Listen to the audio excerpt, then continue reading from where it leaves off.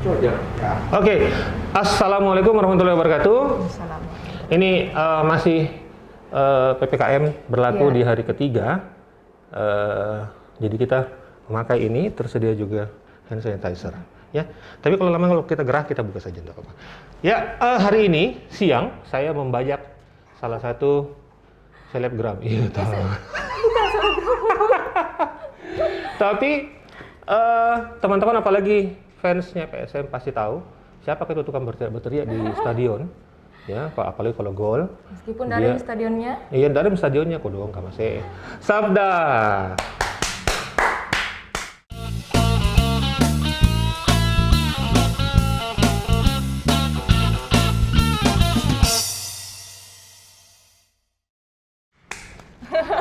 Lama toh ini saya kejar-kejar, akhirnya berhasil. Wih, gerah kak. Oke, ya, gini. Sabda MB Role. Bagaimana nggak penyebutannya nama apa itu? Sabda MB Role. Sabda MB Role. Waktu sekolah namanya di absen di raport itu Sabda MB Role. Oh, jadi kalau dia sekolah dulu waktu SD, nah kini karena kan S toh, jadi kalau orang kerja di atas papan tulis dari A, dia enak di belakang namanya S, gitu. Kadang selesai mata pelajarannya baru dipanggil sama guru. Nah, gitu apalagi kalau Z, susahnya. Nah, apa kegiatan tak ini selain reporter di Metro TV? Pacaran nih? Gila ya. Dia suka membeberkan cerita-ceritanya. Tadi malam mau saya panggil kayak gini. Ayo kita take hadap-hadapan, dia bilang, apa yang dibahas masalah perasaan, Set. Heran itu. Masalah kehidupan ini. Kehidupan ini nih, ya makin susah. Nah, berapa tahun makin di Metro? Saya masuk April 2018. 2018, April, artinya sudah 3 tahun. Jalan 4. Apa pengalaman paling berkesan dan menjengkelkan di sana? Karena saya banyak kenal sebelumnya reporter-reporter TV, tapi kalau saya tanya, kalau kita bilang pengalaman yang enak banyak, jika gampang, saya lebih suka tanya apa pengalaman menjengkelkanmu di sana? Menjengkelkan. Kalau yang berkesan tadi, yang Kak Iko bilang, mungkin pada saat gempa dan tsunami di Palu dan itu paling berkesan, Di? Berkesan sekali itu. Itu jalan darat ke Palu? Iya, jadi gempa itu jam 6. Sore, saya jam maghrib 7, ya? Iya, saya jam 7 7 berangkat? Sudah berangkat, sempat pesan tiket, sudah ada tiketnya, itu harusnya terbang jam 9, setelah saya sampai di bandara, ternyata Bandara Mutiara close waktu itu. Powernya katanya rubuh kan, akhirnya kita putuskan perjalanan darat. Jadi saya start itu dari bandara jam 10. Itu izinnya sama pacar bagaimana itu? Tiba-tiba kan jam 6 Kalau jam pacar 7. sih tidak, Ji. Tidak jadi? Apa sudah siapa jinak paling? Oh, jinak. Sudah di... Mama aku sih yang namanya juga mama tuh. Iya.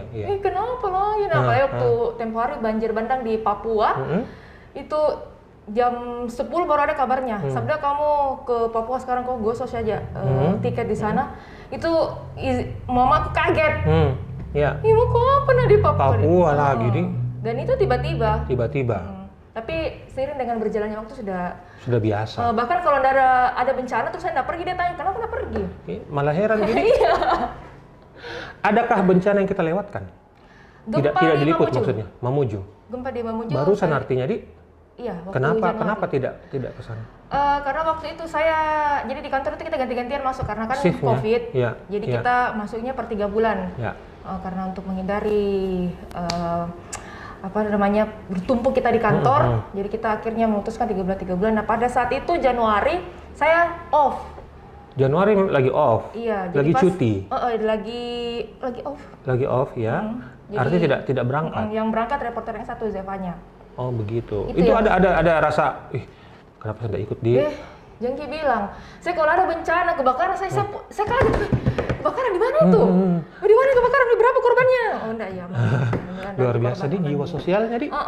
Jadi memang kalau kita sudah lama mungkin bekerja, apalagi di media, apalagi kan Metro TV kan TV berita, 24 jam berita, tidak sama mungkin dengan TV lain yang ada sinetronnya, ada apa yang kita 24 jam berita. Jadi saya pernah download itu aplikasinya BMKG. Kalau ada gempa saya selalu kaget. Setiap ada bencana saya kaget kayak aduh packing lagi nih, pergi lagi. Langsung mau lompat, Di, kalau tiap ada bencana. Itu khusus di Indonesia Timur. Tapi kalau ada bencana kayak di Sumatera atau di Jawa itu kan bukan ranahnya saya, tapi bukan bironya ya? Indonesia Timur saya pasti, aduh ada mesin gempa, aduh gempa di Halmahera, aduh saya lagi nih berangkat, pasti ada insting. Nah, kalau kita nggak pergi, aduh. Masalah insting kan ada akun di Instagram terkenal sekali, dia meramalkan bencana. Pernah lihat? Iya. Nah, itu bagaimana menurut itu? Kalau saya sebenarnya sih juga, kenapa harus disampaikan duluan gitu loh. Maksudku saya, ya kan kita jadi khawatir. Iya. Kalau saya sih sebagai wartawan, saya tidak begitu mempercayai ramalan. Ya. Tapi ini hampir 100% kejadian betul. Ya nanti kalau kejadian baru pernah saya bahas dengan teman-teman reporter biro lain. Iya ini seperti ramalannya Mbak ini. Iya. Ada bapak itu baru. Oh, heboh sekali. Terakhir ramalannya tidak tahu. Di timur bergetar tanah. Indonesia Timur? Iya. Aduh. Itu kalau tidak salah postingan minggu lalu. Saya lihat. Oh ya bahayanya. Gitu. Cuman dia tidak menjawab kapan. Cuman dia bilang dia merasakan dan melihat. Akan ada ini gitu. Nauzubillah min zalik ya, kita selalu berdoa mudah-mudahan Indonesia terhindar dari banyak bencana. Kita sih sebagai manusia ya harusnya mungkin tetap harus waspada. Karena kan kita nanti ini sekarang hujan, Bantaeng, banjir. Iya, itu saya udah Jeneponto juga tuh banjir tadi saya lihat. Ini saya sudah searching, aduh jangan sampai kita geser lagi ke Bantaeng, tapi sejauh ini kayaknya ada kontributor di sana yang handle seperti itu. Jadi tetap harus waspada sih. Kayak kok apalagi kita sebagai perempuan itu ada ini kah, ada halangan kah untuk selalu waspada? Kan perempuan kan ribet. Belum harus begini dan lain-lain. Sebagai perempuan yang kita merasakan ada kendala untuk selalu sigap untuk reportase. Karena justru yang bikin ribet sebenarnya ketika ada bencana terus diminta langsung breaking news, terus kita belum sampai di lapangan, kita misalnya baru sampai nih, kita baru sampai di lapangan, kita sudah harus live. Sementara kita belum berhasil mengumpulkan banyak data. Itu terjadi pada saat bom kemarin. Tidak ada data. Iya, dan kita juga harus berhati-hati. Iya kan, harus karena kalau salah informasi kan bahaya. Dan waktu itu saya di rumah sakit. Sementara presenter bertanya terus bagaimana kondisi korban, bagaimana dengan keluarga. Sementara di UGD-nya Bayangkara saja itu kita tidak bisa masuk. Kita tidak bisa lihat keadaannya korban di dalam seperti apa. Jadi ya melakukan pandangan mata saja, ada ambulans di sini. Artinya kita kurang terpilih ya, karena mungkin sigap dan bisa menguasai medan keadaan. Iya, karena terbiasa sih. Terbiasa di. Oke. Nah sekarang bagaimana warkop? Alhamdulillah. Jam 5 sudah harus tutup sekarang kayak Tapi tidak toh. Pasti kita jam 12, jam 1 karena di sini juga begitu, Ji. Nah, PPKM ini kan juga buat saya ini luar biasa dampaknya. IO tidak punya pekerjaan dan lain-lain. Kalau dari sisi Sabda sebagai reporter TV swasta, news, terus usaha warkop dan lain-lain. Bagaimana melihat ini semua gitu? Maksudnya ya kita fair-fair aja. Kalau saya sih bahaya sekali memang. Sebenarnya ini barang susah kayak barang susah di? Karena serba salah sih sebenarnya. Di sisi lain juga karena ini virus betul-betul kita tidak bisa pandang enteng. Tapi di sisi lain juga itu toh kalau warkop kan diharap. Iya betul. Kita warkop kan jual makanan, atau jual minuman, jadi baru bayar terus kontrak. Dan yang kita harapkan itu pembeli di Cikodong. Ada dampaknya di warkop? Dampaknya kita menjual dengan rasa turun ke harganya atau? Enggak juga di. Tapi ada dari penghasilan dampaknya kelihatan, terasa. Masalahnya yang pegang uang itu kan saya tidak tahu penghasilan. Pastilah kalau itu. Nah, di mana Kak warkop itu promo-promo mungkin juga? Di Daturi Bandang.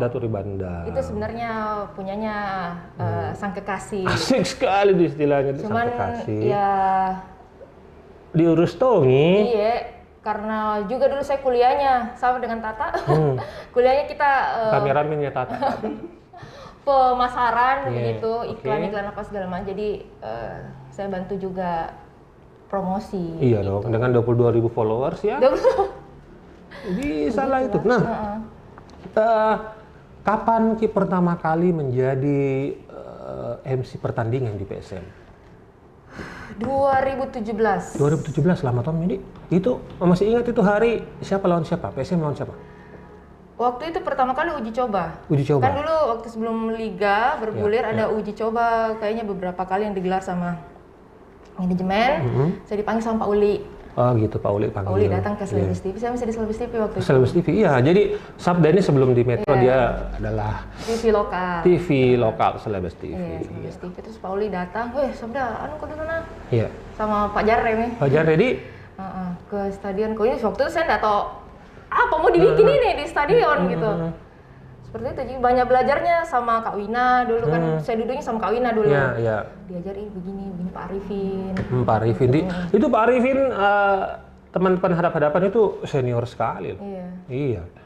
Dari masa MC pertandingannya masih orang RRI itu dia Pak Arifin sudah ada. Iya. Tapi kita pernah lihat Pak Api jadi MC pertandingan? Enggak. Oh itu kalau tidak salah tahun 2000. Oh iya? Iya. Kita penyiar juga kan dulu? Iya sama Kak dulu. Saya juga sempat dulu beberapa kali gitu. Cuman kalau Pak Api itu lama, dia setahun pegang itu MC pertandingan. Wah bisa nih. Nah, apa pengalaman atau apa yang kita sukai dari itu, dari kegiatan menjadi MC pertandingan? Karena kan sebenarnya enggak jadi bilang gampang ya teman-teman. Kalau orang tidak biasa pegang mic, itu pasti songoto keluar keringat itu. Dan kita berbicara di depan belasan ribu sampai 20.000 orang. Apalagi kalau partai lawan Persib atau Persija, ini bisa 20.000 orang. Apa tadi tanya? Apa saya lupa tuh nih? Panjang dulu saya bicara. Maksudnya apa yang kita senangi dari itu? Yang disenangi, ya dapat uang. Dapat uang. Realistis toh. Sebenarnya lebih ke tanggung jawabnya besar sih itu. Tanggung jawab besar. Kayak kalau salah sedikit dibully. Salah. Pernah dibully?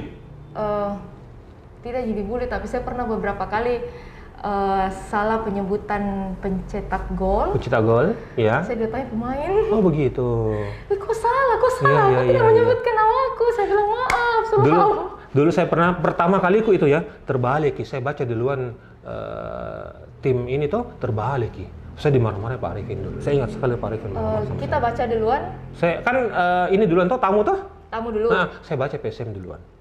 Itu saya dimarah-marah, saya dimaki-maki Pak Arifin. Saya ingat sekali Pak Arifin. Dia marah-marah, gitu segala macam. Tapi kan kita yang salah. Pernah dapat perlakuan seperti itu, maksudnya dimarah-marah karena kesalahan minor sebenarnya. Tapi karena Pak Arifin bilang, nggak boleh begitu. Harus tim tamu duluan. Kalau Pak Arifin tidak pernah marah-marah. Cuman itu pernah saya fatal karena waktu itu kayaknya ini pemain hat-trick. Saya salah terus. Salah? Itu karena selama 3 kali cetak gol itu salah terus? Kayaknya saya 2 kali salah, tapi dia yang mencetak. Oh gitu. Dia yang kayaknya 2 kali, 3 kali. Tapi kan memang dari Pak Arifin itu kan kita terima ininya dari MO wasit. Juga. Dari wasit langsung? Cadangan. Oke. Saya bilang siapa pencetak golnya? Dia bilang ini, ternyata bukan. Artinya bukan ya kita salah tuh? Iya tapi kan penonton tidak tahu itu. Tetap penonton akan lihat itu? Iya, penonton tidak tahu. Sampai saya di chat sama anak seperti kenapa kok? Konsen kok? Saya bilang sorry. Kau nggak nonton kah? Saya bilang, ya kau tidak tahu bagaimana rasanya itu matamu sejajar dengan lapangan. Betul. Kau tidak akan tahu. Kita lihat, dan terus terang kalau di Matoangin kan agak rendah gitu kan, tempatnya duduk reporter pertandingan itu agak rendah. Kita masuk ke lapangan agak tinggi lagi sedikit. Jadi bayangkan kalau dia di ujung sana, di dekat-dekatnya tempat corner kick itu, nggak bisa mikir lihat itu nomor punggung pemain. Makanya temanku bilang, kenapa kau nggak nonton? Saya bilang, saya nonton, cuman tidak ditahu. Kata siapa cetak gol? Makanya saya cukup terbantu tuh kalau ada live streaming atau ada yang ada live Indosiar, karena kan ada kameramen di situ. Jadi kalau cetak gol saya pasti lari ke kameramen, karena dia pasti paling tahu. Iya. Golnya siapa paling berkesan selama Sabda jadi, dan karena apa? Maksudnya mungkin waktu peluin waktu kapan? Waktu gitu. Yang seru waktu itu Persipura, PSM lawan Persipura. Yang menang 5-1? Iya, yang masih ada Ronaldo Poso itu seru sih karena kartu merah kan pemain Persipura kan? Iya. Karena sebelumnya itu kan 2017 ya. Karena katanya tidak pernah itu PSM menang. Lawan Persipura dan malam itu kita menang 5-1. Menang 5-1. Ronaldo 2 kalau nggak salah klub juga cetak. Iya. Nah, hubungan dengan pemain-pemain? Apakah atau akrab gitu? Maksudnya akrab ngopi-ngopi kayak apa? Nggak pernah. Nggak pernah. Tapi kenal ya? Kenal karena bagaimana deh? Banyak yang bilang kok di pinggir lapangan dekat kok pasti dengan. Yang kupikirkan itu bukan pemain urusanku. Jadi saya datang, saya duduk cari DSP, saya duduk baca, saya pelajari apakah ada yang salah tulis, matchcom-nya, wasitnya. Saya kerja, pulang. Selesai pulang, terus makan mie hengki.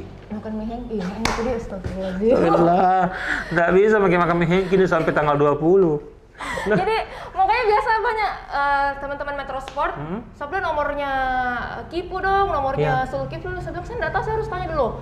Kamu kan orang situ lihat, tapi saya tidak, saya cukup tahu Cap, Kipu, tapi tidak akrab aku dong. Oh gitu. Nah pertandingan, saya lupa tahunnya kalau tidak salah 2019, pertandingan terakhir PSM lawan Medan di Makassar, Persija lawan Mitra Kukar. Waktu itu kita dengan Persija hampir kan beda 1 poin. Kalau Persija seri, PSM menang, kita juara. Waktu itu saya kan waktu itu belum masuk di manajemen. Saya nonton di belakang gawang dan saya lihat hampir semua teman-teman di PSM itu sedih luar biasa gitu kan. Kita tidak jadi juara, beda 1 poin waktu itu. Waktu itu kita masih ingat bagaimana situasi di situ di lapangan. Yang lawan Medan. Lawan Medan, iya 5-1 kan menang kan, dan Jakarta juga menang masalahnya di Jakarta dengan 1 penalti waktu itu. Saya yang diingatanku itu Kak Iko, yang waktu kita lawan Bali yang sangat berkesan. Oh yang kalah 0-1 itu? Iya. Dan berkelahi siapa namanya itu? Si Konvalius yang berkelahi. Konvalius, Sukadana dijabur. Iya, Sukadana dipukul gitu kan. Kalau itu saya lupa bagaimana tapi saya sudah prediksi waktu itu Persija pasti menang. Ya, apapun nih. Iya, karena saya tahu lah ibu kota atau seperti apa. Iya. Makanya tetap berharap tapi tidak berharap banyak karena pasti di sana. Pasti di sana. Apapun berupaya keras untuk menang ya, karena PSM di atas kertas akan menang. Karena kita kan kalau salah setengah main itu 2-0, 3-0 di sana masih seri. Karena walaupun kita berapa kosong, dan dia cuma butuh 1 kan? 1 iya gitu. Berat. Tapi waktu itu PSM menjadi juara di mata masyarakat. Juara di hati. Juara di hati. Nah itu saya ingat sekali. Kalau Sabda mengingat waktu PSM kalah lawan Bali. Itu kan ketat tong itu hari ya. Itu kekalahan pertama di kandang. Iya. Selama saya MC. Berapa pertandingan itu sampai? Itu 17. Itu pertandingan terakhir di kandang. Itu pertama kali kita kalah. Dan kita kalah lawan Bali yang akhirnya juara. Itu luar biasa memang waktu itu. Saya ingat Ewing itu saya dapati juga nangis juga di Tribun Selatan. Saya lihat Denguki menangis dan lain-lain. Saya lihat Bang Ocha juga apalagi ya kan pakai pegangin, tapi saya tahu bahwa dia kecewa dan lain-lain. Dan sempat viral fotonya Rifki Mokodompit ya yang di gawang itu. Iya. Kalau ingat itu. Iya, saya juga seperti itu. Karena memang bagaimana kalau PSM, saya selalu bilang sama teman-teman, menurut PSM apa saya bilang kebanggaan. Kebanggaan PSM itu. Apapun yang dikasih ke PSM, mau PSM terlambat lunasi gaji dan lain-lain, banyak sekali dikasih ke sama PSM. Yang pertama kebanggaan bahwa kita punya tim yang luar biasa. Nah, kalau tadi saya sempat browsing kalau kita cari namanya Sabda di Google, yang muncul adalah supporter cantik. Ada cantiknya nih. Betul, Kak. Hoax. Supporter bola cantik gitu. Nah, supporter bola perempuan punya kegiatan yang luar biasa padatnya dan lain-lain. Bagaimana cara itu membagi itu dengan kegiatan pribadi di rumah atau kegiatan yang lain? Waktu masih ada liga. Kalau PSM main malam terus saya shift siang, saya pusing Kak Iko. Jadi? Bagaimana cara aku ini kabur? Tapi selalu kabur? Alhamdulillah, biasanya kalau dulu saya punya bos juga mengerti. Jadi biasanya Kak, dari jadi liputan dia enggak ada Ji. Saya pergi balik karena pernah ada waktu kita lagi MC pertandingan terus tiba-tiba ada liputan yang tidak boleh juga ditinggal? Enggak pernah Ji. Enggak pernah jadi? Pernah sekali. Nah, itu dulu waktu masih ada liga, saya selalu stres kalau ada bencana di Indonesia Timur, terus mau main PSM. Jangan sampai saya geser. bagaimana ini nasibnya nih Iya. stadion. Pernah diganti? Pernah. Siapa yang 2 ganti? kali. Fitra waktu itu. Oh, Fitra. Saya tugas di Bandung Heeh. 1 bulan. Iya, saya ingat Fitra di. Iya, oke. Kalau menurutnya, jadi kan sebenarnya mau tidak mau, Saplen harus menyerahkan nanti juga kursinya di situ. Kira-kira menurut siapa yang? Kak Iko. Wih, Komentator kemarin sama Kak Riri, kan? Saya dapat chat dari salah satu akun. Dia bilang keren komentator. Saya kasih lihat sebentar chat. Ini dia gila. Jadi Luar biasa komentatornya laga uji coba. halo Pak Jarre. Dia langsung. Karena saya juga ditodong juga waktu sama Pak Jarre, bilang kita mau tidak ada nih. Saya bilang Anda bilang dari kemana? Tapi keren. Salah satu akun yang banyak followersnya, yang banyak pengikutnya. Iya. Harusnya dia tidak komen begitu, dia membantu untuk saya naik followersku harusnya. Dia posting ke foto tak berdua sama Kak Riri. Oh begitu, aduh luar biasa. Tapi banyak tuh juga Fitra juga itu sebenarnya mau sebagai ini dan Fitra sih sebenarnya memang yang termasuk juga di. Dan memang menurutnya Sabda kalau kita jadi reporter, kita jadi MC pertandingan itu harus punya dasar pengetahuan bola atau ya enggak apa-apa Ji, kita kan cuma nama-nama pemain. Harusnya. Karena pernah ada satu pertandingan. Jadi setelah saya dikasih DSP itu saya pasti baca. Ya. Saya akan saya make sure dulu apakah ada yang salah. Jadi kayak misalnya ada satu klub, kan di DSP itu harus ada manajer tim, ada pelatih kepala. Pelatih kepala. Nah ketika kalau manajer tim itu kosong, saya pasti tanya ke klubnya, ini kok nggak ada manajer tim. Tidak ada manajer tim. Oh iya, kita nggak ada manajer, adanya asisten manajer. Yang seperti itu sih, cross check informasi. Informasi. Kalau nama pemain ada kesulitan kah? Apalagi kalau pemain dari ini nih. Iya, kalau lucu-lucu namanya nih, aneh-aneh. Aneh-aneh namanya ada Sulaiman Karim. Sulaiman Karim. Kak Sule, sini dulu. Ada apa? Siapa namanya ini? Oke. Bentar, dia salah penyebutan Kak ini. Udah dibully masa. Iya, banyak sekali orang masalahnya. Tapi kalau saya nonton pertandingan itu saya selalu menunggu Sabda bilang gol gitu karena ada tuh perasaan tak enak kalau gol di PSM itu. Tapi kalau pemain lawan yang gol pasti kecil suaranya. Iya. Jadi pernah juga datang kurang ajarku, saya baca DSP-nya salah satu tim Kendara Pancasila, aku juga baca DSP. Ada waktu final. Nonton nggak? Ada kita. Oh iya ada, iya. Oh iya itu salah satu bentuk cyber dong, harus begitu karena di Jakarta juga gitu. Iya digituin juga PSM itu. Sabda kau baca DSP kayak Kendara Pancasila. Itu salah satu bentuk ya. Apa yang kau lakukan ke kita? Kita juga bisa aja. Nah, saya kompetisi terakhir itu ikut di away PSM itu. Cuman ada, kalau dalam catatan saya cuman ada 3 klub yang punya MC pertandingan perempuan. Menurut catatan saya itu Kalteng Putra sama Persikabo. PS Tira. Kalau kenapa? Tentara itu yang tidak tinggi, tapi bahasa Jawa, bahasa Sunda, anak yang medok ki.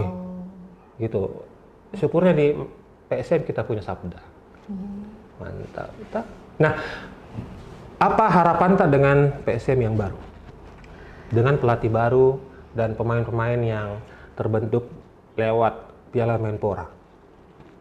Harapannya ya tentunya semoga jauh lebih baik lah. Ya.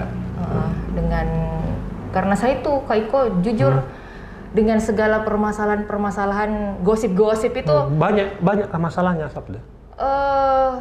Ada, saya dengar cuman bukan urusanku. Oh, gosip-gosip PSM, masalah-masalah PSM. Iya, masalah finansial, masalah apa, tapi ya pandemi ini, ya semua berdampak, apalagi klub tidak jalan, liga apa segala macam. Tidak jalan liga dan tidak ada sponsor.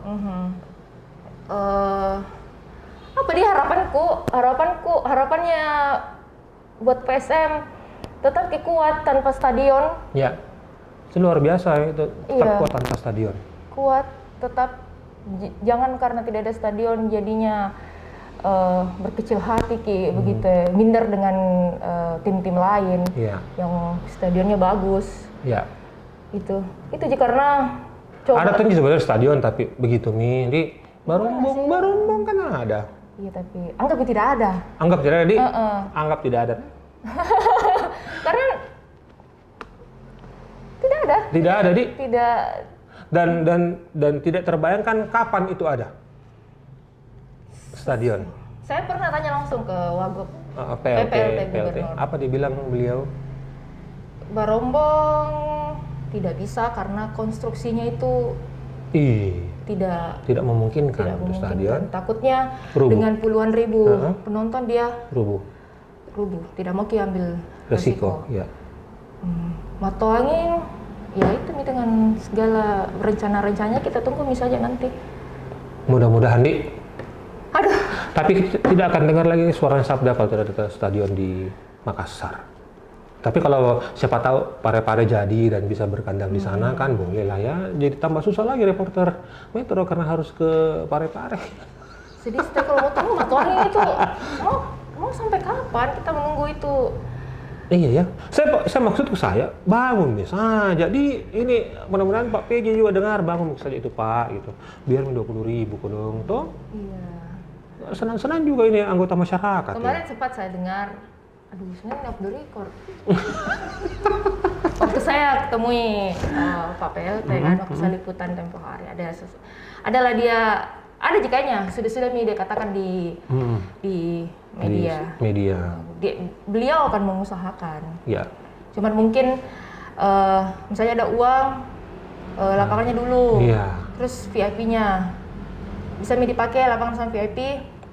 Baru lanjut yang lagi tribun sebelah kiri, tribun sebelah kanan. Kan begitu aja stadion di Spanyol juga begitu, Ci. Dibangun setengah-setengah. Jadi kalau memang tidak cukup uangnya, tapi setidaknya terbangun gitu karena Matoangin itu kan rubuh sekarang, situs sejarah. Ya dibangun lah, harus dibangun. Kenapa kami memang kurang dulu?